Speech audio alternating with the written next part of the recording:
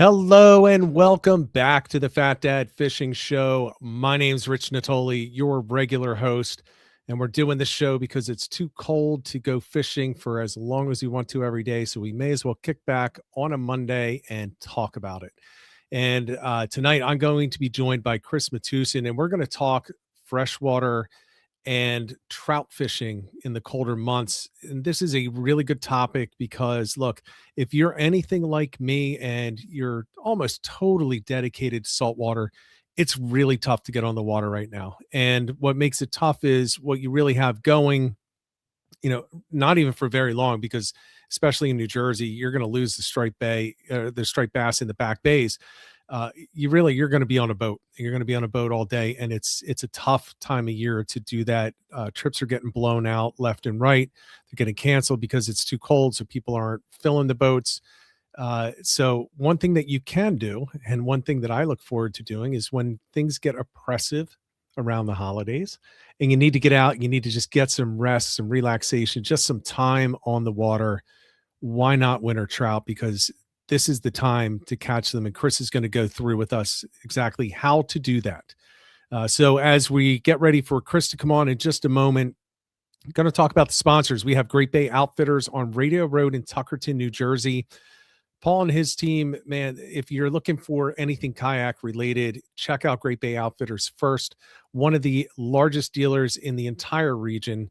And you're going to look at Native, Old Town. Those are the new kayaks. Crescent, the new Crescent skiff. He's got it. He just got in. I think I saw today he got 130 boats in today. So if you want stock over the holidays, get it ready, get it tricked out and prepared for the spring. You definitely want to check out Great Bay Outfitters. Quad State Tune. Kevin Driscoll is your guy if you have a Toyota truck. Tacoma, Tundra, 4Runner, the Lexus 460, 470. These tunes for the engines, they're great engines in these trucks. They're great trucks, but they can have some issues where you can lose a little bit of torque and everything. But if you get these tunes, you get more torque, you're getting more horsepower, better fuel efficiency, smoother shifting. If you're hauling a boat, if you're hauling a trailer for work, this is something that you should probably look into. Give Kevin a call, 484-633-5975. And then real estate, you have me with Weichert Realtors Cornerstone out of the office in Bluebell, also out of the office in Collegeville. As a matter of fact, if there's a Cornerstone office, I'm probably working out of it. So Southeastern Pennsylvania, anything residential real estate related, give me a call, give me a text, 267-270-1145. Happy to help you out. Happy to take any referrals of people that you know. And one thing I'm going to say, I am unlike most tenured realtors. I absolutely love working with first-time buyers. So if there's a first-time buyer, I just love working with them. I've got a couple that are closing in about 2 weeks, and it's just so much fun to get people into their first house and go through that whole process with them. So let me know. Last thing I want to say before we bring on Chris is this. Last week, we had Steph from Sport Fishing Outlet on Germantown Pike in East Norriton, Pennsylvania. Local shop you should be checking out. And if it's not your local shop, it's mine. It's literally right down the street from me. It's 10 minutes from my office. So I'm in there way too often. I was in there the other day, was talking to some guys for way too long. But he has on SFO, so Sport Fishing Outlet, SFOtackle.com. If you put in the code FATDAD15, you're going to get 15% off. And for full disclosure, because I want you to know what I am making off of this and what I'm not, I'm getting zero for that. I am, as you know, if you're a returning viewer or listener, I really believe in supporting local businesses, and it's the backbone of the sport. And Sport Fishing Outlet is one that you should be checking out for anything freshwater and saltwater. I'm going to tell you that Chris, even though he does not live anywhere near here, he's a patron of Sport Fishing Outlet. I'm sure he'll confirm it. Let me bring him on right now. Chris, good to see you, man. My guy, how are you, Rich? I'm doing great. I'm looking forward to this. I'm branching back out into the freshwater in a big way. I don't even think about anything else this time of year, even though backwater striped bass hasn't closed yet.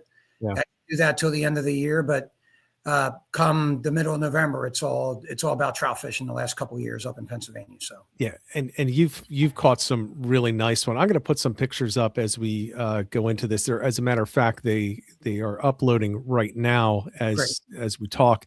But one of the things that I really want to stress is we all get this itch for fishing, and for a lot of the saltwater guys, it's like, it's saltwater, it's saltwater, it's saltwater. I'm never going back to freshwater. Or it's the opposite. It's only freshwater, never saltwater.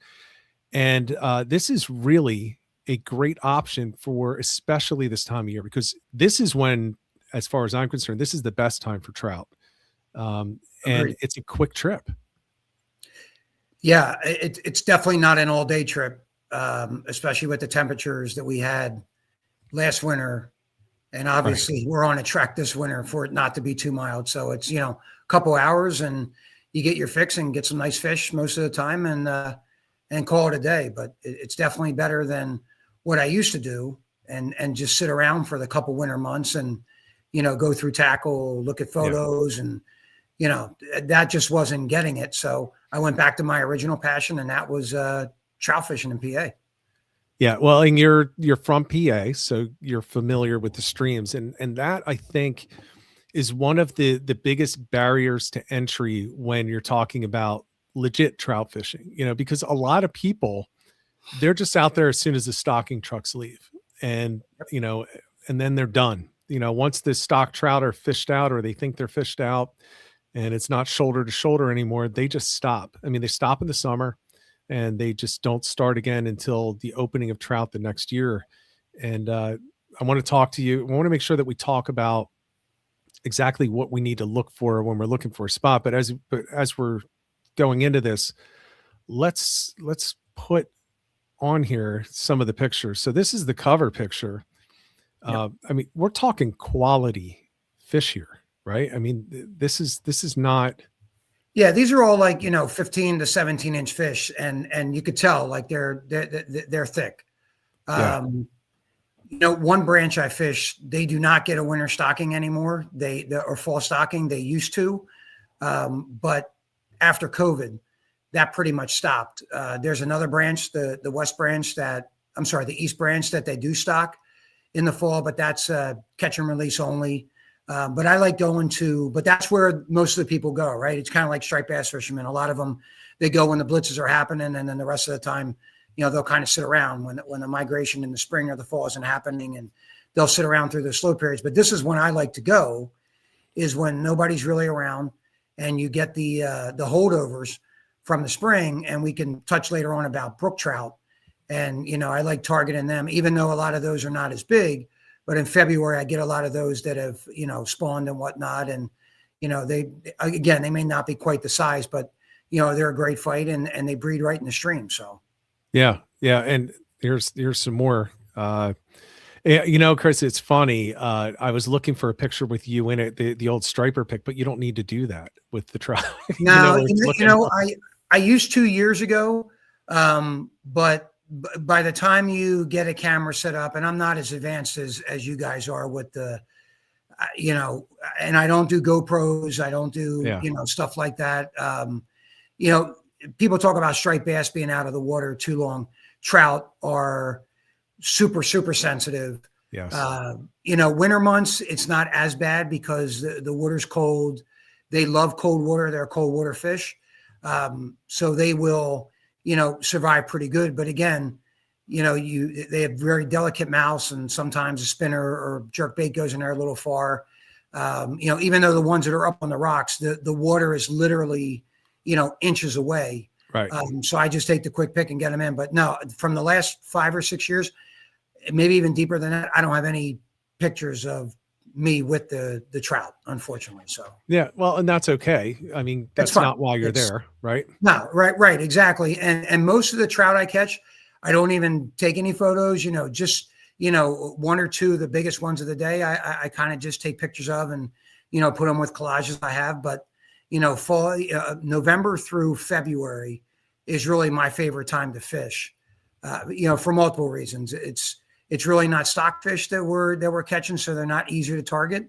Right. And I'll run into maybe a few guys, but there's some days I go up and there's 2 miles of stream I fished. I don't pass one person, so it's therapy, let alone catching fish. So that's my kind of fishing. I want to bring up this picture, and those listening, you don't need to see it, but the one on the left and the baits, we're going to talk about what you're tossing as well, but I thought it was interesting to see, well, you can see it on the right too, what you're fishing now as compared to what you might be fishing in the spring and in the summer.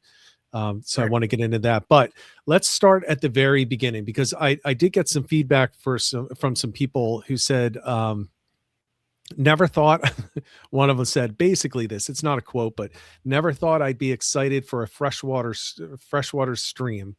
But after the last one, I'm now so looking forward to trout. I think I want to try it. So this is a guy who's never fished. Actually, he's going to start. So he needs to buy everything. He needs to figure out where he's going to go. So I want to kind of make this for those types of people. And in the chat, if people have anything that you want to add, please do that as well. So at least the people watching it live or the replay can see what you're saying if you have anything to share. But let's start off with this. First of all, this weather right now, it's 30 degrees outside. It's cold. Right. It's cold weather. How are you dressing when you're going out, and how long are you planning to be out for each trip on the water? So I usually try to plan 4 hours. Okay. Spring, other times of the year, I go up for 6 or 7 hours, but usually 4 solid hours. But that means, that could also mean multiple trips back to the car too, because I've seen people, but I can't wear gloves when I do this type of fishing. Okay. You're using 2 pound line, 4 pound line, 4.5 to a 5.5 foot ultralight rod, and 5.5 is really pushing it. I'd like to go with the 4.5, because with the jerk baits and the spinners, you get, a lot more sensitivity with that. And I think you can get them to go deeper with the lures when you use those light rods. Right. But sweat jackets, t-shirts, thick stormer jacket, like the thickest one they made is the one I wear. I don't wear neoprene waders. Some guys do in the wintertime. Yeah. But to be honest, the last couple of years with how low the streams have been, I'm really not getting in the water too much.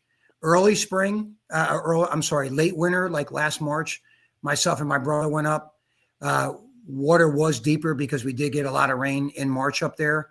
Right. And there was a heavy flow, and we froze. I mean, from the waist down, we couldn't feel anything for probably almost 3 hours. We had the guides were freezing, the line was freezing, and we caught one fish all day.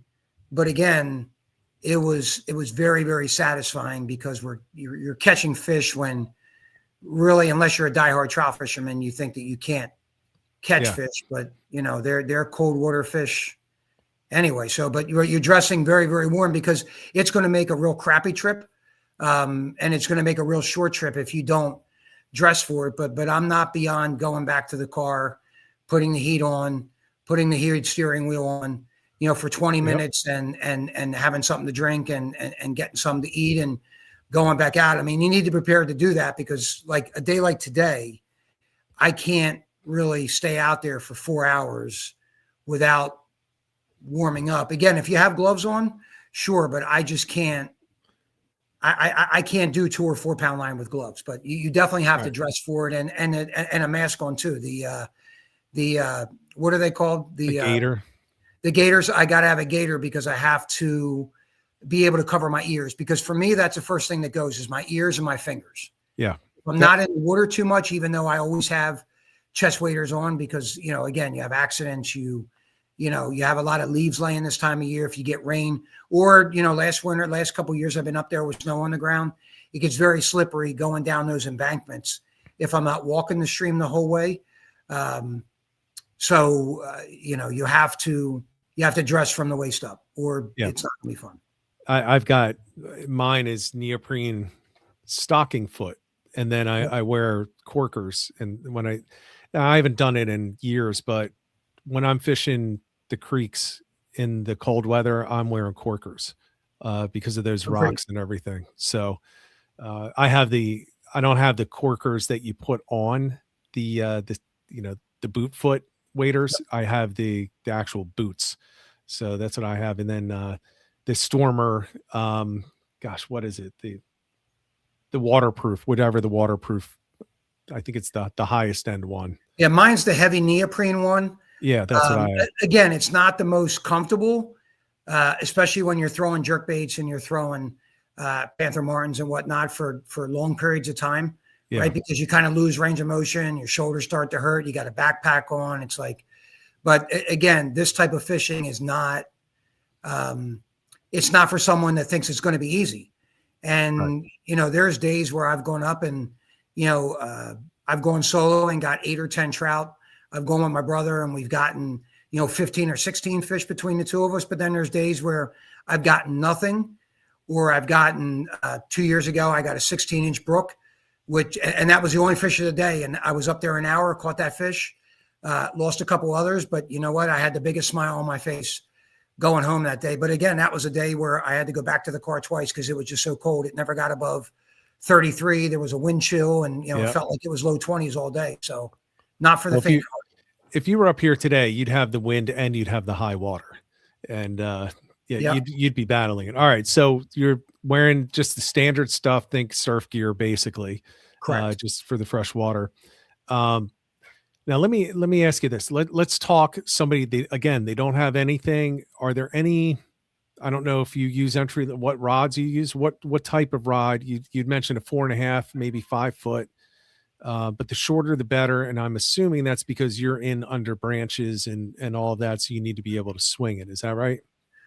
Correct. There's definitely, the one branch I fish there is not, it's definitely not a fly rod fisherman branch. So you don't see many fly rod guys unless they, have corkers on and a walking cane and walk out to the middle, right?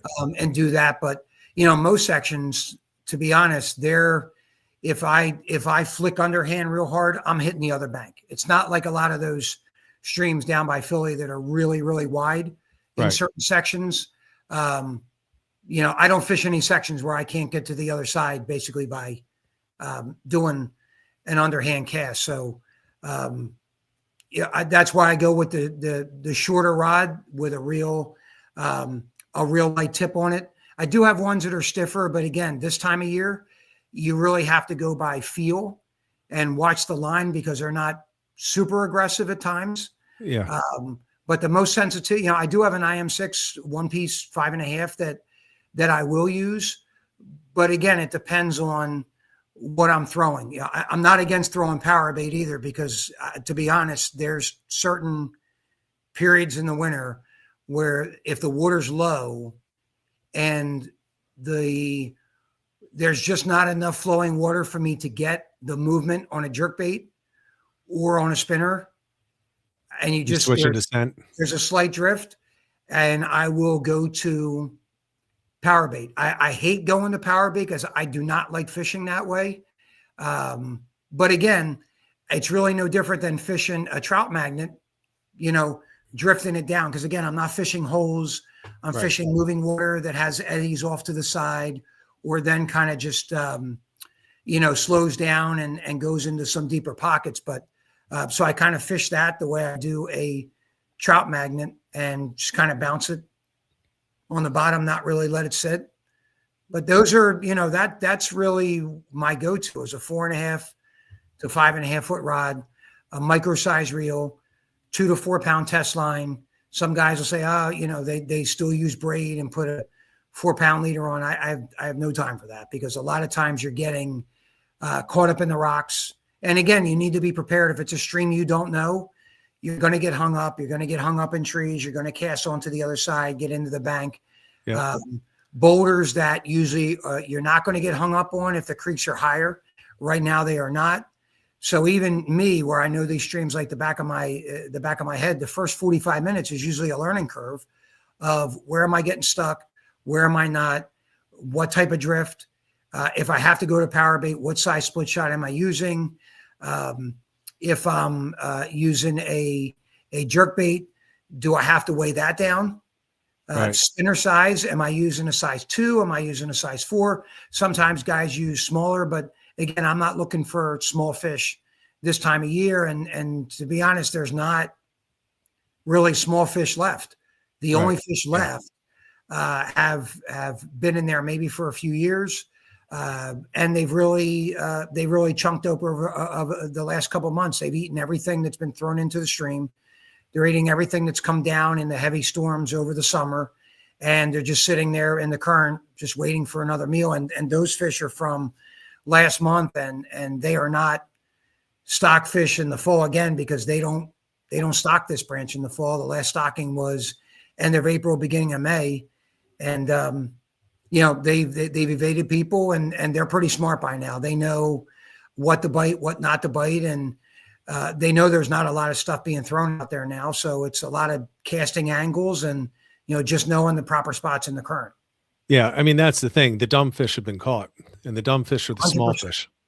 Yeah. Yeah. And even the bigger ones they put in the spring, you can see them because they've been in there for weeks, and usually where they put them in, they're still setting if you don't get any big storms that wash them downstream. And, Right. That's another thing this time of year is a lot of people target those spots where they stock. Yeah. There are, at least where I go and my experience, though, that's just a waste of time. I go downstream as far as I can go, where I can find some nice waterfalls, go into nice deep holes, some nice rapids there. And it's not out of the question to go 2 or 3 miles down in areas where they don't stock. Yep. Because you have everything to wash. So even though a lot of guys that do go out this time of the year, they stick to the areas that are stocked, but that's really not where you're going to catch anything. Right. Okay. So before we get into the specific spots, let's talk a little bit. Okay. Let's just talk the power bait, because this will be a quick one. What specific power bait are you using? Are you using like the little power bait mealworms? Are you using just the power bait, whatever, the putty stuff? What are you using? That I can, form in my hand, and okay. Colors depend on water clarity. I mean, I've never liked chartreuse. I've never liked, pink, or, my go-to is always the natural, off yellow cheese color, as natural as you can get. Cause again, I think with freshwater trout, it's about the natural environment. It's not about, some people will differ, but my experience is I go with something as natural that would really belong in the stream. Now, if it's muddied up, right, and it's difficult seeing, maybe chartreuse or a hot pink or something like that. But usually I catch 90% of my fish, if I have to go to that, on just the natural color. Okay. And so you're forming it on the hook. What size hook are you using? It's probably like a 12 or a 14, like micro size hooks. Again, they will try to get the power bait off. Mm-hmm. You have to make sure that, it's a whole science, right? It depends on if it's fast water, if it's slow water, how hungry they are, how aggressive they are. Sometimes you won't even feel it. You won't feel the line move. You won't see the line move. You'll just think, well, I've been out there for, 4 or 5 minutes, and I don't let it sit out there for 10 minutes either. Some people will let it sit. Me, 3 minutes is my max, and then I'll go for another drift. But, many times you pick it up and there's a 15-inch trout on the other end, and he has given zero signs. Right. Just picked it and sat. Right. That's where this time of year is different from spring and early fall, is you're still kind of aggressive. So you will, get the bang on the end of the rod, or you'll see that, all of a sudden it's tout and then it goes slack, or vice versa. But, again, and that's why when you pick up, you just don't pick up like there's nothing on there, and you're just going to, you got to just pick up. And if it's tight on the other end, assume it's a fish and not a snag. And, just not a real hard, aggressive motion, and just start reeling. And a lot of times you'll be surprised that they're there. So. Okay. All right. And you're just split shotting above it based on the flow. Right. And the type of flow depends on where the split shot goes. Right. If the flow is not good at all, then the split shot is going to go like basically maybe this high above. Because I don't tie my hooks direct. I still use hooks with a leader on it, and then I tie that to my line. Yep. So right above where I tie that, maybe this high is where I'm putting that split shot. But if I have a heavy flow, then I'm going to go higher because I want the weight to go down and set. I don't want it just to get swept. I want it to go down faster, but I want my bait to still kind of stay up. But if I really need to get it down quick, because there's going to be no current later on, 15 or 20 feet, and I want to get it down fast, I'll put that split shot literally right on top. Okay. Very good. And question from my buddy, Tim Murray. Do you ever use live bait? So minnows.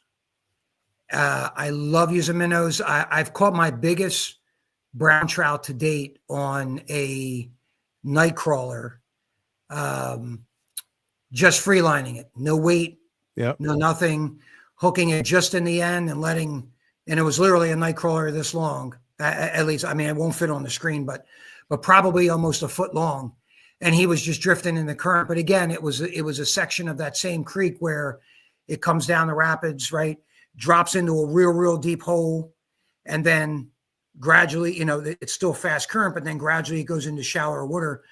And I was just, hitting it in there. And I found an area where I could kind of get it swept under boulders before it would really get caught up in that shallow water and caught my biggest fish on that. But, we've used night crawlers. We use mealworms, things like that, but again, I've gotten away from that because I just love the same way with me in saltwater. I just love the artificials. There's nothing like, especially with the jerk baits and Stefanos and Yanni, those guys from SFO, they are the ones that turned me on to the jerk baits a couple years ago, where I would see guys that would go into their shop and they would post photos with the jerk baits. And I'm like, man, jerk baits in the wintertime? Like, how is that?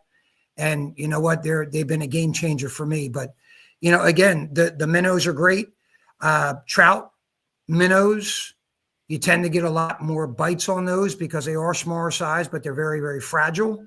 To be honest, and again, I guess I'm giving out too many secrets, but again, there's not a whole lot of guys from down here that are going up to fish the streams that I go to. And people that live where I grew up at, they're not coming down here to get saltwater minnows and then going back up. But I take up saltwater minnows, and those minnows are game changers. I'm not using the real big ones that I'll go to Chris Balaban's place in Summers Point and I'll siphon through and take the smaller ones up, and they stay alive a lot longer, and they're a lot more active in the water. And I catch a boatload of freshwater trout on saltwater minnows. That's great. So let me ask you this. So you're making it's a pretty long trip for you to get. I know where you go. Hour and 45 minutes. Yep. Hour 45. So you're bringing minnows up, let's say. Are you doing the old put them in a cooler on the cooler packs with the saltwater rag, and then you lay them on top of that, and then you fold the rag over top so they're on basically the cooler blocks in the cooler? Or are you just keeping them in like a live well with a aerator? So I have an aerator on it. Yep. I have a plug-in one in my garage, like an aerator you put in your fish tank, and then I have a portable one too. So I use a portable. I've gone up before without it. But they tend to not be quite as active from the lack of oxygen from the almost 2-hour ride. So I definitely keep them aerated the entire way up. But then obviously when I get to the creek, I'm leaving the aerator in the car and just, taking them stream side with me. But, it's a little bit of a chore because, again, you're bringing the minnow bucket with you. I'm climbing down hills that are very, very steep, where if you have both hands tied up, it can really lead to bad things. Right. So I'm very cautious when I bring them up. If I can walk the entire creek, it's easier for me to bring those up. But again, you get storms that you guys have gotten in PA the last couple of years, and I can go next week and it looks totally different from what it was 2 years ago, because a lot of those trees that have been there hundreds of years now are laying across the stream or across the bank, and it's very difficult, the contour. But there are some spots that always I can climb down, but it's tough if I have minnows, so I try to avoid it. Yeah. But I do bring those if I can. But night crawlers and mealworms, again, I don't fish them as much as I did when I was younger. I always used to bring them up. Always would stop at the Turkey Hill close by, and they have a bait section there, and buy them, and to always have a diverse selection. But I really feel that now, without going that route, the jerk baits, the spinners, the trout magnets, and again, I know we talked about power bait, and there's a lot of haters out there that guys that use power bait, that's really not true trout fishing. Well, we could say that about guys that bunker fish, right? Or use cut bait. I don't see an issue. Yeah, you're really not catching fish either. So let's not hate on the power bait. But in the wintertime, in the dead of winter, you may not have a choice. So I'd rather go to the power bait if I have to. But again, I'm not starting with that. I'm doing due diligence for the first hour or two in multiple spots with different types of lures, different casting angles, different depths.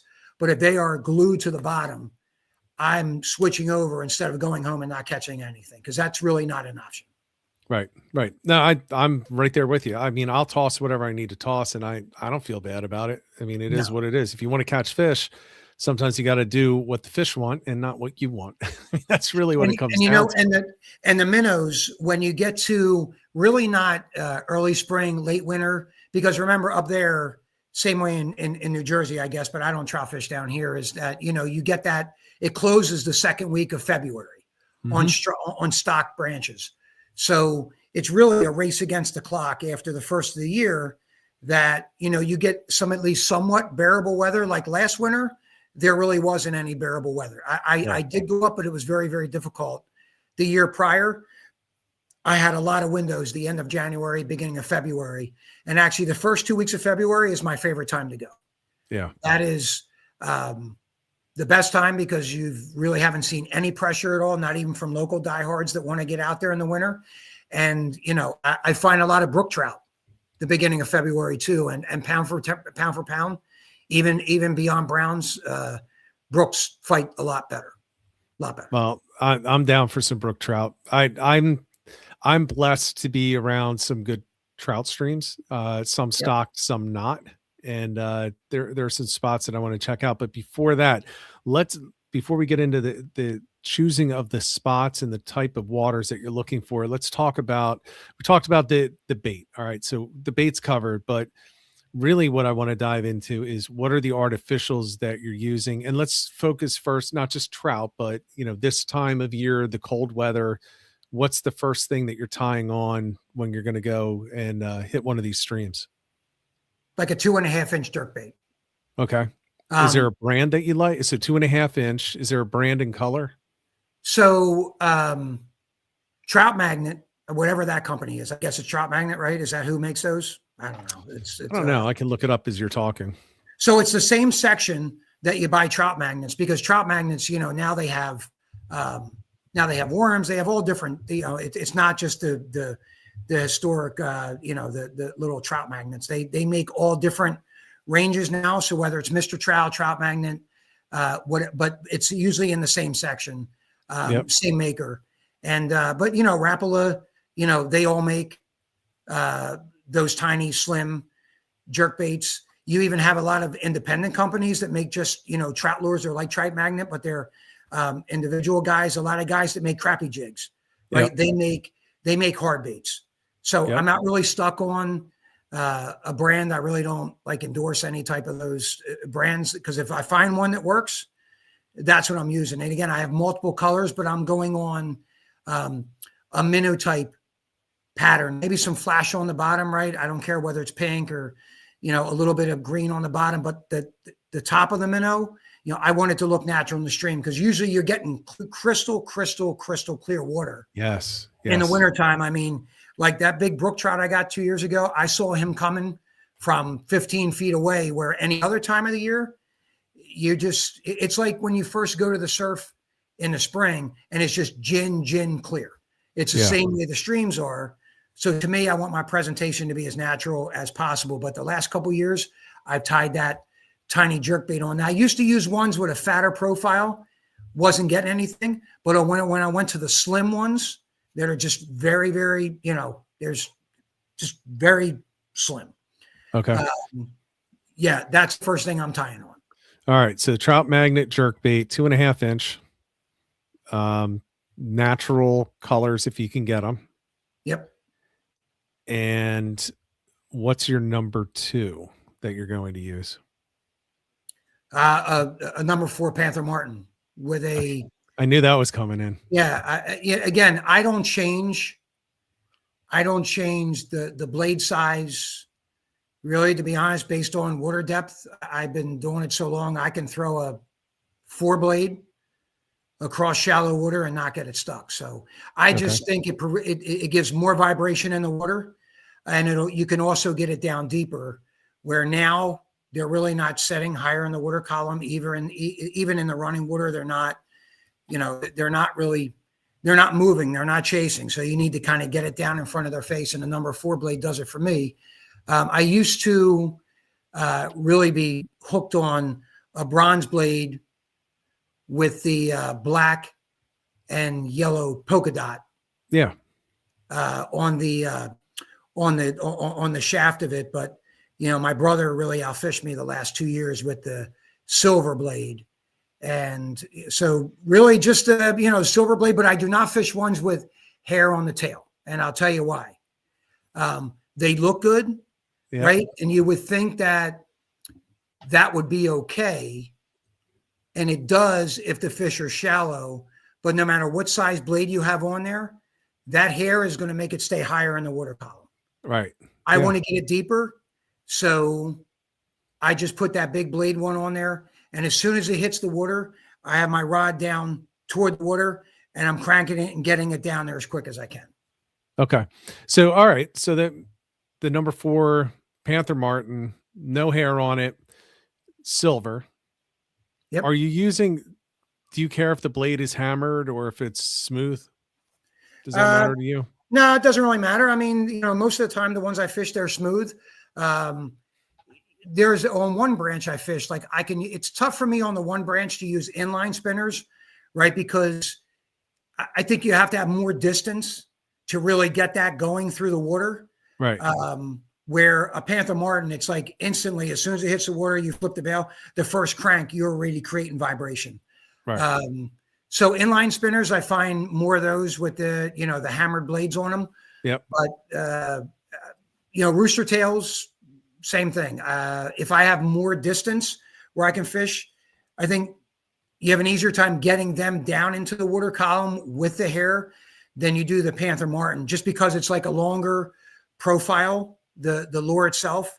Right. My brother, he got his biggest brown ever this spring on a rooster tail. I'm like, what are you doing using a rooster tail? We don't use rooster tails. And he tied a rooster tail on. Is there a rooster tail, or it was like a bluey or one of those type of things, but it looked just like a rooster tail. And, what do I know? He pulled out, his biggest fish he's caught in years. So, but the Panther Martin, the jerkbait 2.5 inch, trout magnets, I really don't use a lot of those. I don't. Some guys just have a lot of luck. I don't. But other than those 2 lures, I really don't go to a lot of other stuff. I have a ton of stuff in my bag, but I find a lot of success with those. And again, if I'm not catching it on those 2 lures, I'm probably going over and unfortunately using some paste. Because if I'm not getting it on those 2, then they're usually not biting anything else. All right, fair enough. I mean, we don't have to add more. If there aren't more to add, let's not add them. No, right? but you know what? You have to adapt it to the stream that you're on. I don't want people to think that, well, I go to the stream that I'm on and I've used this and I don't catch anything. And then like, this guy's full of shit. There's got to be other options, right? That's not I fished these streams since I was, my father was taking me when I was 10, 11 years old, trout fishing. So I understand the streams. I know what works. even the colors, right?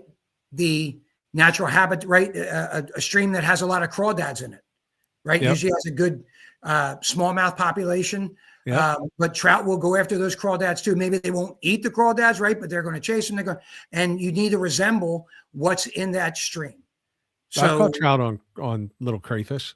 yeah, well, my brother has these little, and they're like they're little plastic, and they're real tiny crawdads. Yep. And I'm like, they look like they would really work and whatever. And he first cast last year, and he pulled out a 16-inch rainbow. So yeah, again, I have options in the bag, but this time of year I have to try to keep busy, because if I'm just like slow drifting, my hands are going to go fast. I have to be, so I don't mind throwing and throwing and throwing. right. But again, just because you throw 5 or 6 times in the same spot and they don't bite, right? That's what you do in the spring. If they're not there, they're not aggressive, let's move down a little bit. Here, I know where I'm going. I'm 100% sure that there is fish there. There's zero chance that those fish are not there, right? We haven't gotten any rain we haven't gotten any rain to wash them.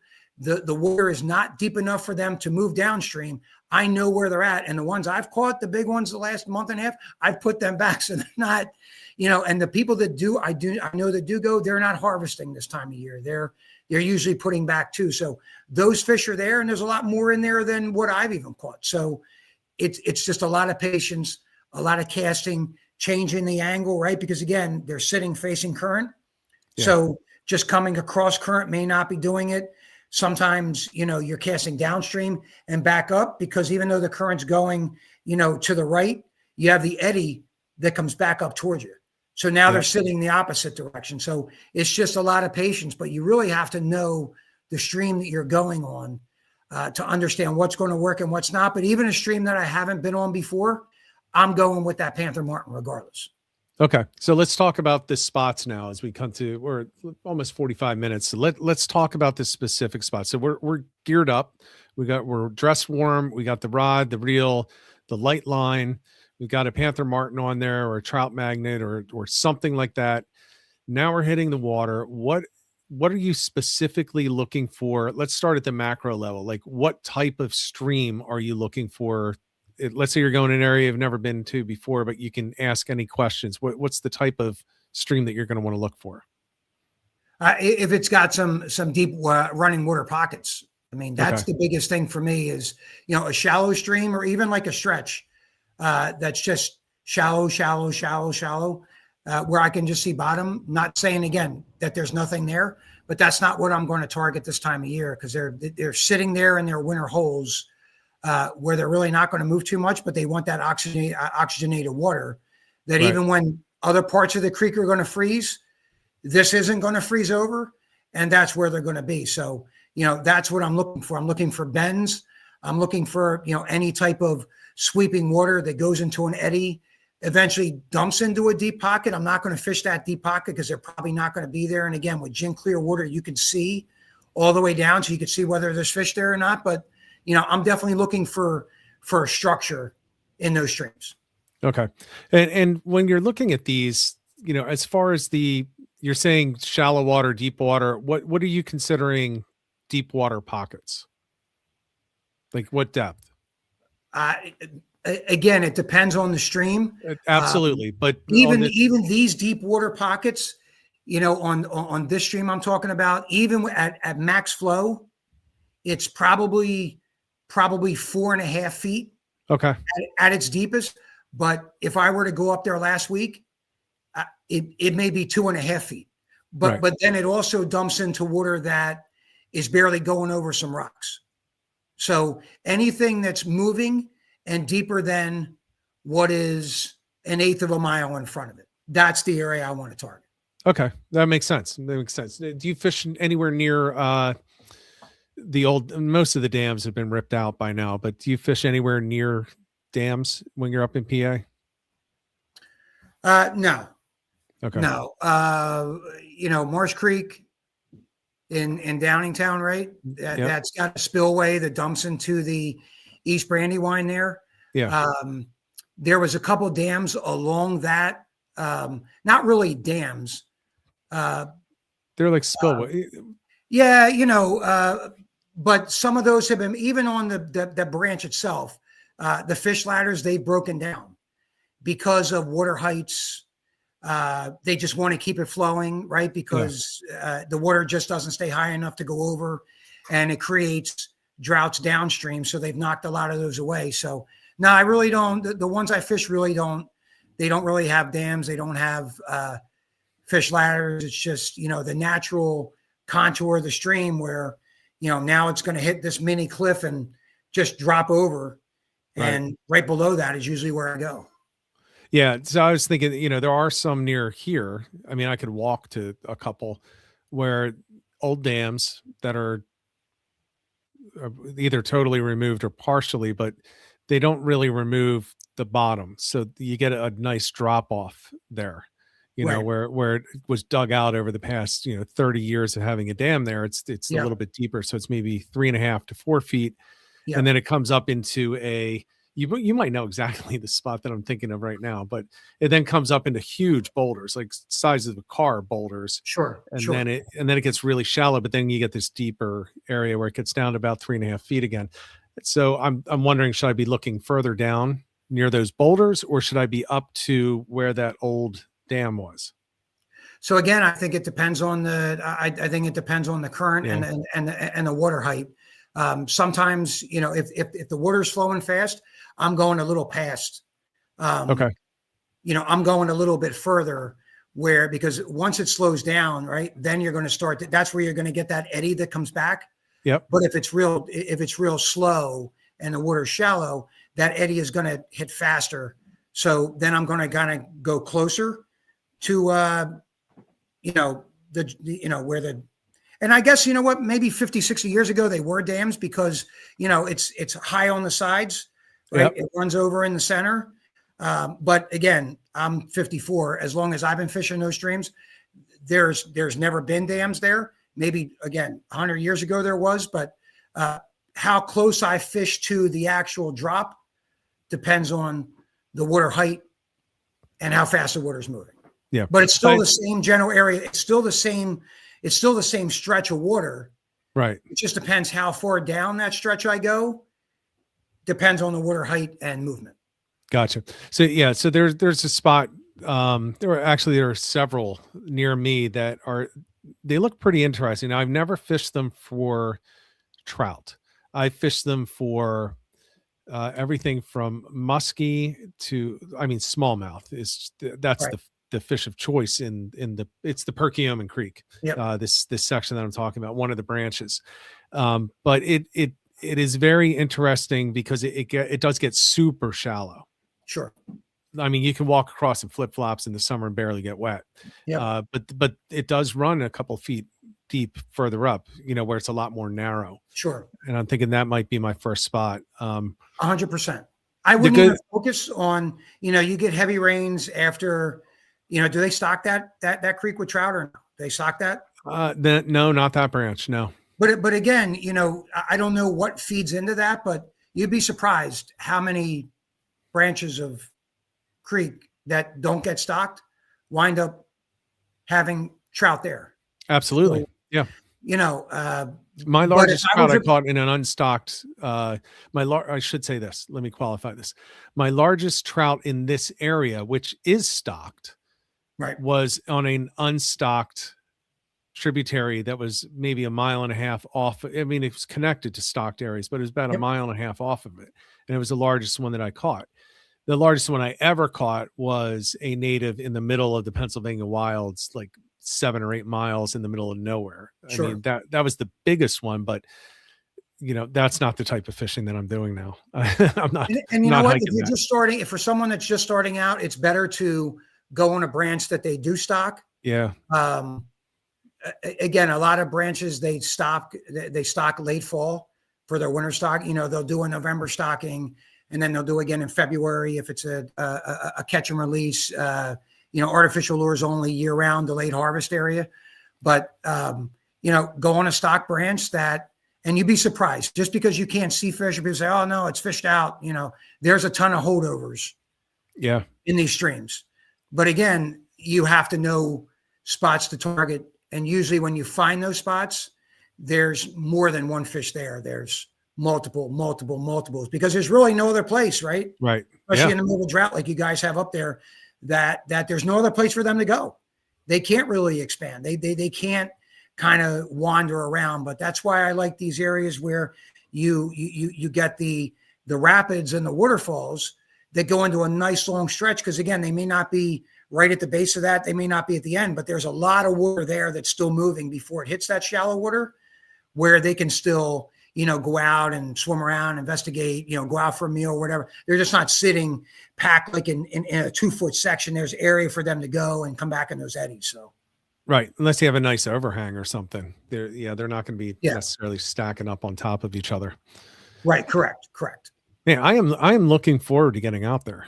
I have my my trout. I took it out of the car last week, but I have my trout rod all respooled, ready to go. I got to get down to SFO though, because I got to get some of the I got to switch up what I'm using. I'm gonna copy your approach and see how I can do. But I'm definitely going to be on the water in the next week. Yeah, as soon as the new year gets passed, I mean, hopefully I'll get up a couple times.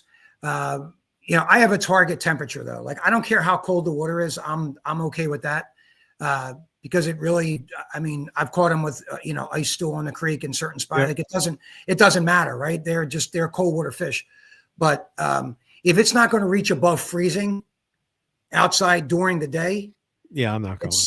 It's kind of tough. I mean, I like it when I get there and it's 32, anywhere between 28 and 32, and it's going to, be at least 45. I mean, 50 would be ideal, but a lot of days it doesn't get there, and you just got to be prepared for the long haul. But once you put, I spent one winter 3 years ago and had it's best to go with zero expectations. Right. You go with zero expectations, because then anything is a win-win. Right. And you got to be prepared. If you get a bump, that fish probably is not coming back. They're not aggressive. They're not chasing.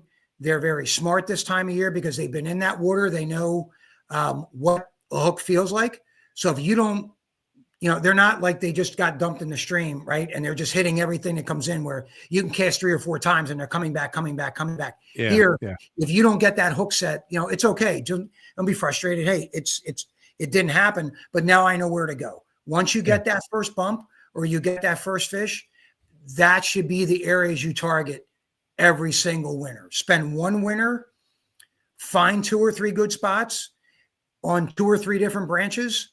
It saves time. It saves headaches. And when you get up there, right, you're not wasting an hour waiting in areas you shouldn't be. That's just dead water, especially if you're freezing. You can just get out of the car, walk to your spot, get right into it immediately. If that doesn't work, hey, I know this spot I could go to. Well, the one branch I go to now, it's 2 spots. That's it. And when I'm done, I go to the other branch. I don't waste time in between. Well, here's a little pocket here. No, they're not there. They're in these 2 or 3 spots, and that's it. So let me ask you this before we wrap this up. Is there any other species that you're running into in the winter when you're fishing for trout? Are you picking up smallies or anything? So believe it or not, no. Those same branches, I will get more smallmouth than trout if I go in June, July, August, September. Yep. But and solid trout. I mean, I'm talking, these are very, very shallow streams. So if you get a 14 or 15 inch smallmouth, right, that's like a banner trout in those type of streams. It's not, where you're fishing the Schuylkill or whatever, and you're getting, 3 or 4 pound smallmouth. They're not that size. Yeah. But I don't know where they go in the winter. I don't know where they move to, but it's like there's a window where they show up in the spring and then they disappear in the fall. So on this branch, at least these 2 branches, when I get a strike, 100% equivocally, it's a trout, because I just don't catch those in the winter. But most creeks, that do hold abundant smallmouth, a lot of the bigger ones, they're sitting in the same spots, because where else are they going to be in the wintertime?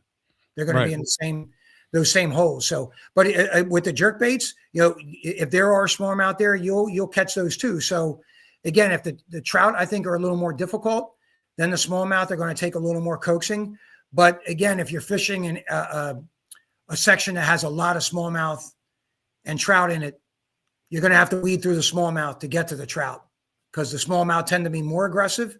Yeah. That's the problem, not to harp on this point, but the gentleman asked about live bait.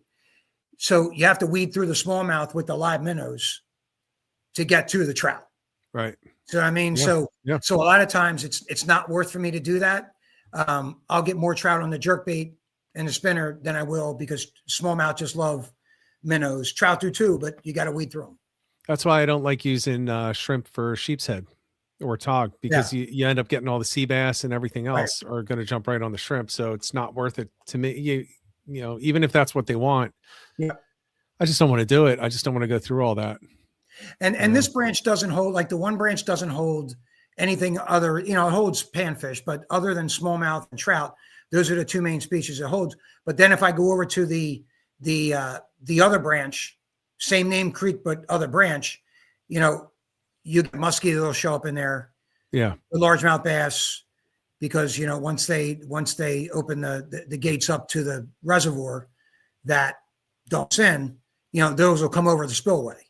So, you have shots at other ones on that branch, but on the other branch I fish, it's really just trout, smallmouth. And in the wintertime, it's just more or less just trout. So. Gotcha. Another question in the chat. Have you ever caught rock bass? I caught plenty of rock bass. When you were winter fishing? So late winter and early fall, but in the depth of winter, no. But also, again, I'm not using night crawlers. Right. Night crawlers, you can catch a lot more on those. But all these branches I go to, they all hold rock bass, and one of them holds a lot more than the other. But again, if you're using live bait, tend to catch a lot more. So I imagine you will catch them in the winter, but go out there with night crawlers and even, just, dig up some worms, even though the ground's froze now. But, we've gotten those heavy rains the last couple of years and the ground's just kind of stayed moist. So, but yeah, if there's rock bass, you'll definitely catch those in the winter too with live bait. There you go. All right. Is there anything that we didn't cover that we should cover? Again, go with no expectations in the beginning, because if you go up with high expectations and you get disappointed, right, and you don't catch anything, to some people, it's going to stop them from going back again. Right. So even though I fished these branches for 40 years, when I started doing it in the dead of winter, I started doing it with zero expectations. Then when I caught fish, it's like, hey, this is great. When I didn't catch fish, it's not a letdown, because I know I'm going to the right spots. I know I'm using the right lures. It's like striped bass. Sometimes it works, sometimes it doesn't. In the cards, it's not in the cards. But go with zero expectations, and fish slow and low. They're not sitting at the top of the water column. They're not sitting, halfway up the water column. They're sitting kind of dead to the bottom. So just get those lures down deep, and don't be afraid to switch over to the paste. Very good. Because sometimes you have to do that. I won't do that in season. I used to when I was younger. I refuse to do that now. But in the wintertime, if you got to do it, you got to do it. But and you got to watch your line. You have to watch your line. Slightest, maybe you won't even feel a tap, but just any change in that line, you just, you have to, because the fish could be on the other end, and it could be, 15, 16, 17-inch holdover that's been sitting there and is just playing coy with everything else. And he's sitting there within his mouth facing the current, and until you come tight. And this time of year, honestly, people run after the palominos and golden trout that they stock, 25, 26 inches. And hey, it's my biggest fish to date. I'm going after my biggest trout in the middle of winter. And you'd be surprised how big some of the fish are that you can get in the dead of winter that aren't freshly stocked fish. There are big fish in shallow streams that are holdovers that are still there. And they make it year after year. I think we need to do some kind of a competition for the winter, now through the second week of February. Let's have people posting on the Facebook page there, the pictures of the trout that they're catching at this time of the year. I I'd think love it'd be to great. see what people can do Yeah. and just kind of I hope to be out there catching some. I'm gonna, I there are some spots that I'm pretty sure will produce, but they're not where I want to find some different ones. I want to find some that are more convenient to me Right. because what I would love to be able to do is what I used to do when I worked in Bala. There was a spot on the Schuylkill that I had found, and the guy let me fish. The two guys let me fish between their house, and there was one little Nice. tiny spot. So at lunch, I would here I am dressed up for work. I would just Yeah. go and just put on sneakers, walk down to the edge, and just fish. And then I could stop at let's say quarter of one or whatever, Right. and I could be in my meeting at 1 o'clock. you Yeah. know, so I need something convenient. It would be great if I had something that I could find that's really convenient. So I'm gonna be doing that, but I'm gonna start. If I get some, I'm gonna try to get some photos and start posting them. I'm excited to jump into it. So I'm gonna be down at Sport Fishing Outlet probably tomorrow, buying some Nice. stuff. Nice. Yeah, gonna have to. And also in the wintertime, not like spring, like I get up real early in the spring, get up, and I'm there an hour before the sun rises. And that's usually my target window. Just about like everything I fish is that golden Yeah, hour. But this time of year, I want the light to be hitting and any type of sun to be warming that water up just a little bit, because there's some spots, right? If I get up there at 7:30, 8 o'clock, I don't get anything. I go back to that spot after the sun has hit for 2 hours and yeah, I'm catching fish. So yeah. don't be afraid to let the sun hit the water. It's not like summertime or late spring where it's heating it up, right? And now they're going to be dormant until dusk, It's or the after opposite. dinner or whatnot. It's the opposite. Yep. You want to go in the middle of the day this time of year, so you don't have to get up. And I get up early still because I want to beat the traffic going up over 322 and Commodore Barry Bridge, right? Yep. Certain times of the day, now it's going to make a 2-hour ride, a 3-hour ride. But if you don't mind that, or it's more adjacent to where you are, at 10, 11, 12 o'clock is perfectly fine. Let that light shine on the water. Let the sun beat full blast, because it definitely will help. See, I love this because for me, it's always get up at 3 a.m. so I can get that first bite. No, not this Now, time of for year. me, No, it's no, no, no, no, no, no, no. get up at normal April time. and May. Yeah. No, no, no, no, no, not now. And that's a mistake I made, right? I have caught them at 8 o'clock in the morning, but most of the fish I catch, again, if it's late at 6:30, really 8:30, 9 o'clock, Yeah. because the first hour it's light, right? On a lot of the streams where you go down the bank, the sun's up, but it's not hitting the water till Right. 8:30, 9 o'clock. This time of year, where in the spring it's different. Like the Right. sun's a Yep. different angle this time of year, and you don't have as much daylight. So, go in the warmest part of the day this time of year, as long as you can avoid the traffic. All right. Well, I'm going this week. I know You you have to. probably won't with the holidays, but I am. No, Um, listen, and again, it's very rewarding. There's Yeah. nobody out there, and there's just something more natural to me fishing and being in a stream. If somebody hasn't done it and they think that, well, freshwater fishing isn't my game, if you get on a stream and you catch a nice solid brown or brook trout in fast running water that hits the other end of a jerkbait, you'll never go back. Yeah. You'll never go back. It's highly addicting. All right. I'm in. I'm going to be hitting them. Chris, thank you very much for coming on. Before the spring, we're going to go together. I'm going to pick you up on my way up, and we're going to go, and we're going to get into fish before everybody else gets out there. So we got 6 weeks to do it before the middle of February when it closes. And I'm going to, if I can find something around here, it'll actually even cut some time off for you. So if I find a couple of good spots, then maybe you have a new spot and you can shave a half an hour off. So you put the legwork in, though, because I don't want to spend another winter finding a spot. No. So if you find a spot, you let me know. We'll go. If not, we'll go to my spots, and we'll get some nice solid fish. So it'll be a pleasure. I'm in. It'll be fun. Chris, thank you very much for coming on. Everyone, thanks for tuning in. We're not going to be on next Monday. It's just not going to happen. Too much with the holidays, and I'm going to play an old episode that's probably not online anymore. So everyone, thanks for tuning in. Everyone, have a great Christmas. Enjoy the time with the family. And then when you get sick of them, instead of going to the movies, hit a trout stream and post those pictures up so that we can see them. We've got some great guests planned for January, so I'm looking forward to that. Not going to announce them because we don't have the order of people yet, but we've got some cool shows coming up, so I'm looking forward to that. Chris, thanks again. Everyone, make sure, despite this weather being cold, it's still fishable. So get out there, get on the water, and get some tight lines. Thanks, Guy. Merry Christmas.